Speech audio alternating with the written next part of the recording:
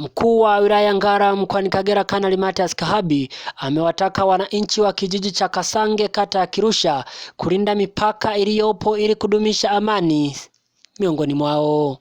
Amesema hayo alipokuwa kwenye mkutano wa wananchi ambapo ameambatana vyombo vya ulinzi na usalama, halmashauri na idara mbalimbali kwa lengo la kutatua kero za wananchi kijijini hapo. Hilo bonde hilo Kagera toka Kagunga Kigoma jiwe namba 158 liko Kasange hapa kwenu waliweka Wajerumani wakati wanagawa hii mipaka kwa utulivu bila kugombana na wakufanya hivyo. Hii mipaka hiyo mipaka toka ilivyochorwa mpaka leo ni ya kudumu, tuilinde wana Kasange. Tanzania yetu ndio hiyo kilomita za mraba 9,800 ngapi huko. Wenzetu hawa huyo mmoja sio ana 26 square kilomita na mwingine 27, sisi tuna 900 na 800 na point huko. Kongo ina milioni 2 point square kilomita. Unajumuisha Tanzania ngapi? Tunaelewana? Walivyochora imebaki hivyo. Kikubwa tunalinda, kila nchi nalinda mipaka yake. Period. Walinzi ni akina nani? Walinzi namba 1 ni ninyi. Hawezi wakatoka wananchi wa Tanzania wa Simiu, Busega na kotoka wakaja kulinda mipaka hapa Kasange. Ni ninyi wana Kasange, wana Ngara, wana Kagera. Uongo kweli? Ndio hivyo. Hapa mnaweza mkajichukulia poa, lakini mnabeba dhamana ya nchi ya Tanzania. Mipaka ilivyochorwa basi ilitoka hiyo. Mwalimu Nyerere siku moja aliwahi kumweleza Idi Amin. Alianza chokochoko zake. Anataka Kagera, nusu ya Kagera, Bunazi, Misenyi ile mpaka ile daraja la nani? Chaka. Alimweleza usithubutu. Anilesi oita hao wazungu waliokaa huko Berlin huko. Wagawe upya. Mipaka hii tulioirithi ni kutoka kwa wakoloni. Hatukuwepo. Tunaendelea kuiheshimu. Period. Tunaelewana wakubwa? Sijui mnanielewa? Kwa hiyo hiyo ni mipaka ambayo tulirithi, ni ya kudumu. Tunailinda. Mimi DC sio wa Kasange kila siku. Ni wilaya lote la kwangu, lakini ninyi Kasange, mipaka hii ya nchi yetu, ninyi mko hapa kila siku, ni ya kwenu. Tunaelewana? Ndio. Kwa hiyo mna dhamana kubwa sana. Ndio maana naadiliki kusema hebu pigeni makofi kwenu. Hayo makofi maana yake nini? Ulinzi bora, imara, madhubuti wa mpaka wetu. Hatujawahi kusikia chokochoko kwa majirani na wanatuheshimu sana. Aidha, mkuu huyu amewataka wananchi wote kufanya kazi kwa bidii ili kuinua uchumi wa kila mmoja. Ameendelea kusisitiza kuwa hatokuwa na mjadala kwa jambo ambalo linahusiana na wahamiaji haramu, ambapo kila mwananchi ana wajibu wa kukemea wahamiaji haramu kwa lengo la kulinda amani iliyopo. Na hii ni Dar es Salaam Tanzanite TV. Hamfuati utaratibu za kiuhamiaji. Yaani Burundi mmegeuza kama ni sehemu na yenyewe ya Tanzania. Utafikiri unaenda hapa jirani hapa. Wapi hapa? Mrutabo. Yaani Burundi mmegeuza Mrutabo na Mwivuza. Ile ni nchi nyingine, ina rais wake, Jamhuri ya Burundi. Na kule hivyo hivyo. Hii ni Tanzania. Sasa mazoea haya kwenda kuoa kule unapewa bure, unaleta msichana, mnachanganya story. Mnafikiri na kule ni Tanzania. Sio hivyo. Taratibu na sheria za kiuhamiaji sio hivyo. Ukikanyaga Burundi, unataka mke, umependa mke kule, fuata taratibu. Hujazuiliwa kuoa Murundi. Tunaelewana? Tatizo hamfuati hizi sheria. Mnarahisisha wana Kasange, ndugu zangu. Ndio maana leo niko hapa.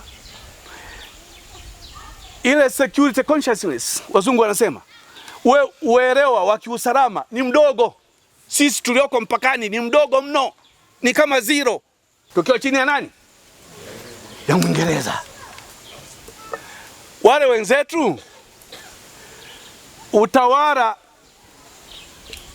wa Kibelgiji, wa Kiingereza, Ujerumani na Kiingereza vilikuwa ni vitu viwili tofauti. Ndio maana leo lugha ya kule na lugha za huku, ukiacha hii ya kwenu mnayosikilizana Kiangaza sio na Kirundi, si mnaelewana kidogo? Si ndio hivyo? Lugha ya taifa ni lugha gani kule? Kifaransa. Kifaransa. Nani anasema Kiswahili? Ni Kifaransa. Ukienda tu hata pharmacy za kwao jirani tu hivi unakuta sio nini pharmacie. Si ndio jamani? Yana tulikuwa mkikomero ni nini pharmacie. Hapa na hapa. Wafaransa wale walivolelewa na huyo mkoloni Mfaransa jirani zetu na sisi na Mwingereza, na baadaye baba wa taifa akadai uhuru 61 tukapata uhuru, ni tofauti. Wenzetu baada ya hapo wakaingia kwenye changamoto za kiusalama mpaka kesho hawajawahi kutulia mbali, hata kama pako shwari na nini, lakini sisi tunafuatilia mambo jamani. Sisi tuliendelea kuwa wa amani mpaka leo hao majirani zetu.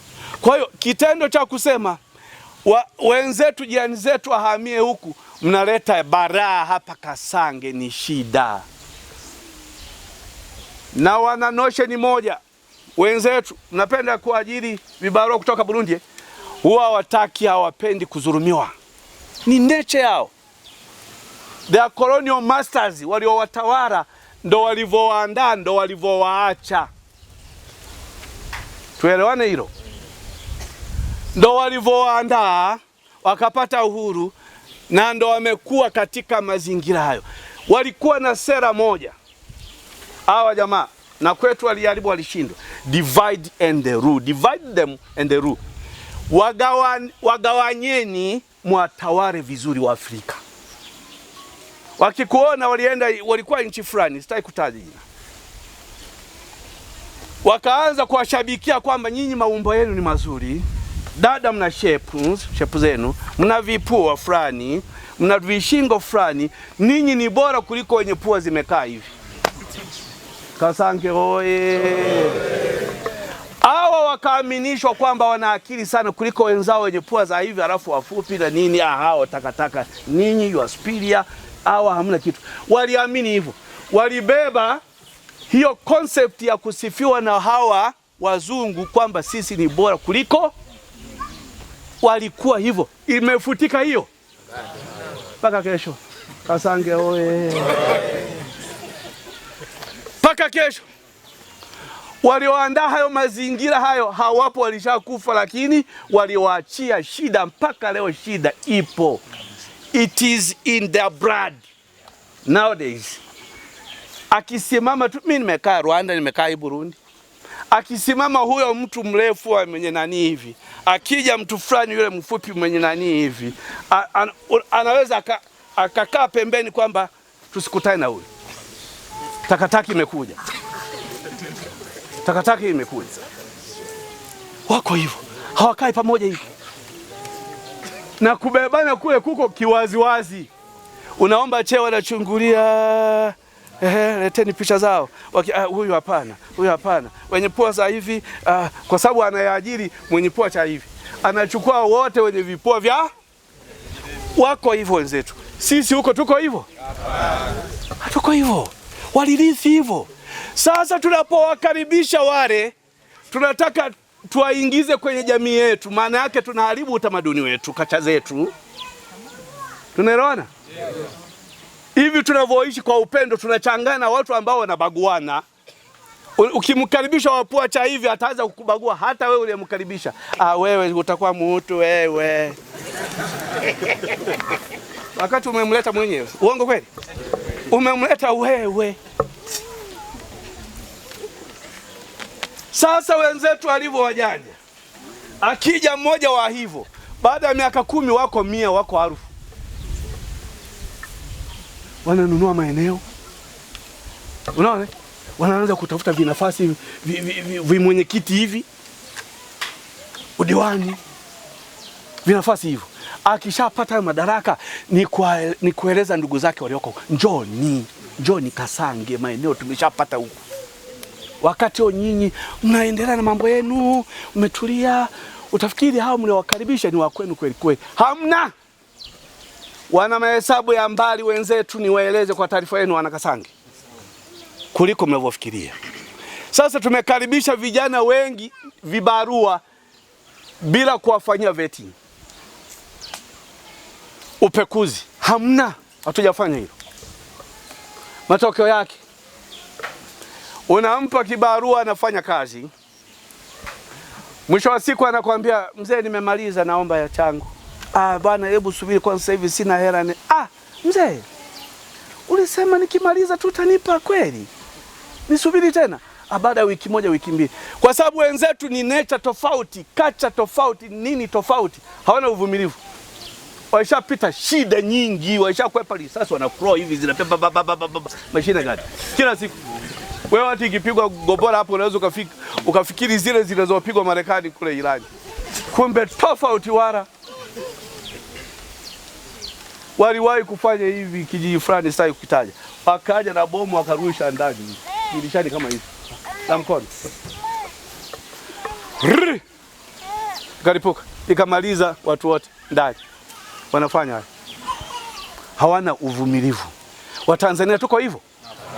Hatuko hivyo. Kwa nini tunaruhusu mchanganyiko huu? Hoja yangu, hairuhusiwi kukaa na mhamiaji haramu eti amekuja kufanya vibarua.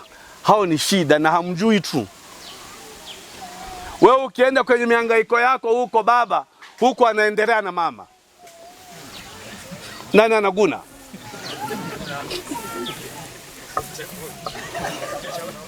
Nani anaguna hapa?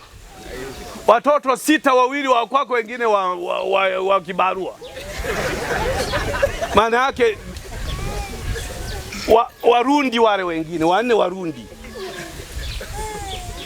Ninyi wao mna enjoy tu kwamba kibarua si anachapa kazi huyu baba, huyu anachapa zote kazi. Baba wewe jembe, hakuna ni jembe kwa kila kitu. Sifia tu. Wewe sio msifia, anajua kazi. Hakuna kitu pale.